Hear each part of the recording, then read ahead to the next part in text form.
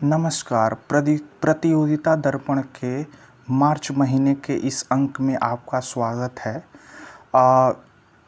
इस अंक में हम राष्ट्रीय अंतर्राष्ट्रीय खेल जगत एवं देश दुनिया से संबंधित विभिन्न मसलों पर चर्चा करेंगे, जो कि बहुस्तरीय परीक्षा में आपके लिए उपयोगी हो सकता है। एवं साथ ही साथ इसके नोट्स की आपको चिंता करने की ज़रूरत नहीं है, हम डिस्क्रिप्शन बार में आपको दे देंगे। तो हम शुरू करते हैं नेशनल वार मेमोरियल ज्योति, जो कि यह चर्चा में रहा है। 50 वर्षों से जल रही अमर जवान ज्योति का विलय 21 जनवरी 2022 को कर दिया गया है। आइए हम इससे जुड़े कुछ बिंदुओं पर चर्चा करते हैं। 1971 के भारत पाकिस्तान युद्ध में जो शहीद हुए थे जवान, उनकी स्मृति में इंडिया गेट पर इसे जलाया गया था। अब इससे जुड़ा दूसरा क्वेश्चन हम आगे बढ़ते हैं। सरकारी कंपनी ओएनजीसी की प्रथम महिला चेयरमैन जनवरी 2022 में नियुक्त की गई हैं, जिनका नाम अनका मित्तल है। ये सार्वजनिक क्षेत्र की Maharatna company oil and natural gas corporation limited की चेयरपर्सन सह प्रबंध निदेशक 6 माह के लिए नियुक्त की गई हैं। अब ये आईसीसी की जनवरी 2022 में घोषित 2021 की पुरुष टेस्ट टीम में भारत के किन खिलाड़ियों को सम्मिलित किया गया है? तो इसमें 3 खिलाड़ी हैं, रोहित शर्मा, ऋषभ पंत एवं Ravichandran Ashwin. ICC test team of the year 2021 में भारत के 3 खिलाड़ी सम्मिलित किए गए थे, जिनके नाम हमने बता दिए हैं। 20 जनवरी 2022 को घोषित आईसीसी महिला एक दिवसीय टीम ऑफ द ईयर में 2000 किन खिलाड़ियों को सम्मिलित किया गया है? तो इसमें मिथाली राज एवं झूलन गोस्वामी को सम्मिलित किया गया है। अब हम आगे बढ़ते हैं, 5वें प्रश्न पे आते हैं। प्रधानमंत्री नरेंद्र मोदी 16 जनवरी 2022 को किस रूप में मनाने की घोषणा किए हैं? तो 16 जनवरी 2022 को नेशनल स्टार्टअप के रूप में मनाने की घोषणा किए हुए हैं। अगला बढ़ते हैं, 24 जनवरी को घोषित आईसीसी अवार्ड में भारत की किस खिलाड़ी को वर्ष 2021 की सर्वश्रेष्ठ महिला खिलाड़ी का सम्मान प्रदान किया गया है? तो उनका नाम है स्मृति मंधाना ना को सर्वश्रेष्ठ आईसीसी अवार्ड से सम्मानित किया गया है। अब हम आगे बढ़ते हैं, इसरो। ये बड़ा महत्वपूर्ण प्रश्न है। इसरो के नए चेयरमैन एस सोमनाथ बने हैं। इससे पहले के सिवन थे। और अगर इसरो के बारे में सबसे पहला चेयरमैन पूछे तो आप विक्रम साराभाई बता सकते हैं। तो हम आगे बढ़ते हैं। भारतीय रिजर्व बैंक के पूर्व गवर्नर उर्जित पटेल बीजिंग स्थित किस संस्था के उपाध्यक्ष नियुक्त किए गए हैं? तो वह एशियन इंफ्रास्ट्रक्चर इन्वेस्टमेंट बैंक के वह उपाध्यक्ष नियुक्त किए गए हैं। अगला चलते हैं, भारतीय रेलवे बोर्ड का नया चेयरमैन 1 जनवरी 2022 से कौन बना है?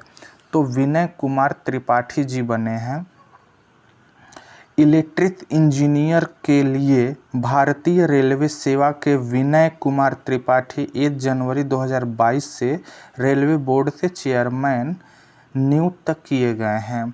प्रधानमंत्री नरेंद्र मोदी ने 16 दिसंबर को प्रतिवर्ष किस रूप में मनाने की घोषणा की है? तो वीर बाल दिवस के रूप में मनाने की घोषणा की है। सिखों के 10वें गुरु गोविंद सिंह के पुत्र की शहादत को याद करते हुए और श्रद्धांजलि देते हुए हम 16 दिसंबर को प्रतिवर्ष अब वीर बाल दिवस मनाएंगे। अगला प्रश्न है, भारत में पहले ओपन रॉक म्यूजियम का उद्घाटन 6 जनवरी 2022 को कहाँ किया गया था? तो यह हैदराबाद तेलंगाना में किया गया था। भारतीय सेना के किस विध्वंसक युद्धपोत में 18 जनवरी 2022 को विस्फोट के कारण 3 कर्मचारियों की मृत्यु हो गई थी? तो INS रणवीर, यह 1986 में सोवियत संघ से लिया गया था। बुंदेलखंड में बेतवा नदी पर बने किस प्राचीन बांध को वर्ल्ड हेरिटेज इरिगेशन स्ट्रक्चर 2022 में घोषित किया गया है? तो सुकोयो डुकवा बांध को घोषित किया गया है। 1906 में झांसी के पास बने सुकोयो डुकवा बांध को सिंचाई संरचना विश्व विरासत सूची में सम्मिलित किया गया है। तो 14वां प्रश्न है, भारतीय स्वतंत्रता संग्राम आंदोलन के किस नेता को 125वीं विजय जयंती के अवसर पर इंडिया गेट पर उनकी प्रतिमा का लोकार्पण स्वयं प्रधानमंत्री ने किया है? तो ये नेताजी सुभाष चंद्र बोस हैं।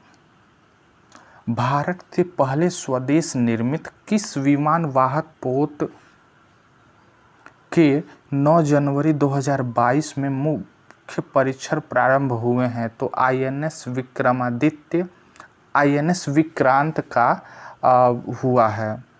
ब्रह्मोस मिसाइल का समुद्र में वार करने वाले संस्करण का सफल परीक्षण जनवरी 2022 में किस युद्धपोत से किया गया है? तो यह INS विशाखापट्टनम से किया गया है। अब हम ये सब तो अभी तक जो था वह देश से जुड़ा हुआ था। अब हम देश से बाहर जुड़े अंतर्राष्ट्रीय खेल जगत और विभिन्न मुद्दों पर चर्चा करने जा रहे हैं।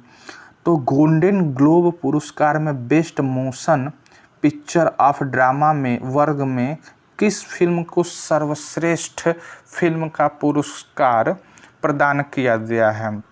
The power of the dog को प्रदान किया गया है। यूरोपियन यूनियन पार्लियामेंट की नई अध्यक्ष किसे नियुक्त किया गया है? तो ये रॉबर्टा मेट्सोला को नियुक्त किया गया है। ये आप नाम ठीक से इंग्लिश वाला नाम सही है। वियतनाम के प्रसिद्ध किस बौद्ध भिक्षु का 95 वर्ष की आयु में देहांत हो गया? तो ये फादर ऑफ माइंडफुलनेस हैं। इनका वास्तविक नाम ये एक बौद्ध भिक्षु थे जिनका वास्तविक नाम ठित नाथ हान था। ओशिनिया के किस राष्ट्र के समीप समुद्र के एक द्वीप पर लगभग 500 टन मेगावाट से अधिक शक्ति से ज्वालामुखी फटा है? तो ये टोंगा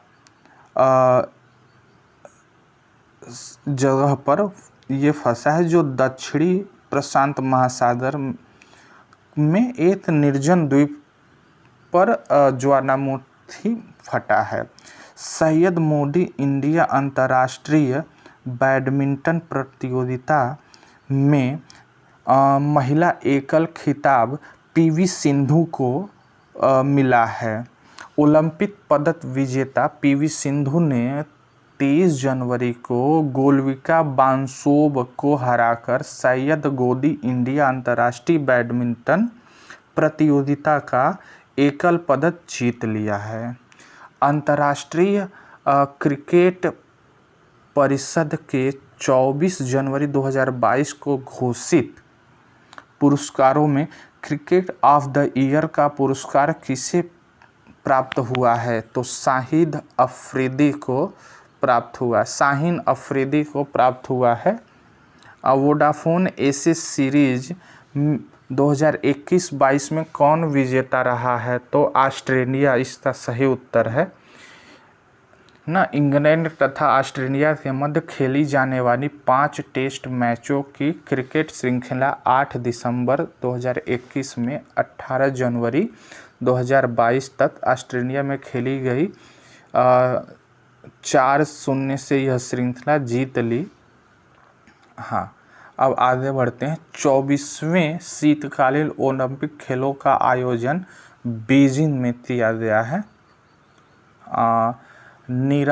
निकारागुआ में किस व्यक्ति ने लगातार चौथी बार राष्ट्रपति पद संभाला है? तो डेनियल ओर्टेगा, ये इंग्लिश नाम सही है, डेनियल ओर्टेगा ने संभाला है। इंडोनेशिया ने जनवरी 2022 में राजधानी जकार्ता के स्थान परिवर्तन करने का निर्णय लिया है और नई राजधानी का नाम नुसंतारा रखेगा। ये भी एक बहुत महत्वपूर्ण प्रश्न बनता है इसरो की तरह। आईसीसी महिला क्रिकेट विश्व कप 2022 का आयोजन कहाँ प्रस्तावित है? तो सही उत्तर है न्यूजीलैंड। फीफा अवार्ड 2022 का वितरण ये कहाँ हुआ? फीफा अवार्ड का वितरण हुआ जिसमें महिला वर्ग में एलेक्सिया पुटेलास हैं और पुरुष वर्ग में रॉबर्ट लेवांडोस्की हैं। सर्बिया के किस नंबर 1 टेनिस खिलाड़ी को ऑस्ट्रेलिया ओपन खेलने पहुंचे पुरुष खिलाड़ी को खेलने से पहले ही वीज़ा 2022 में वीज़ा रद्द कर दिया गया? तो नोवाक जोकोविच का वीज़ा रद्द कर दिया गया। ऐसा क्यों? तो ये बताया गया था उन्होंने कोरोना का टीका नहीं लगाया था, इसलिए रद्द कर दिया गया था। तो ये भी एक खुरापाती प्रश्न बन सकता है। नोवाक जोकोविच को सर्बिया में से हटा दिया गया था। कौन सा राष्ट्रीय संयुक्त राष्ट्र संघ द्वारा उस पर बैलिस्टिक मिसाइल के परीक्षण पर लगे प्रतिबंधों के बावजूद परीक्षण किया? तो जाहिर सी बात है उत्तर कोरिया के महाराज हैं। इनसे ज़्यादा दिलेरी कौन दिखा सकता है विश्व शांति के लिए। तो अब आखिरी प्रश्न है, रूस का सीमावर्ती किस देश के साथ आपसी तनाव बढ़ता नहीं जा रहा है, युद्ध भी हो रहा है? तो वह है यूक्रेन। धन्यवाद।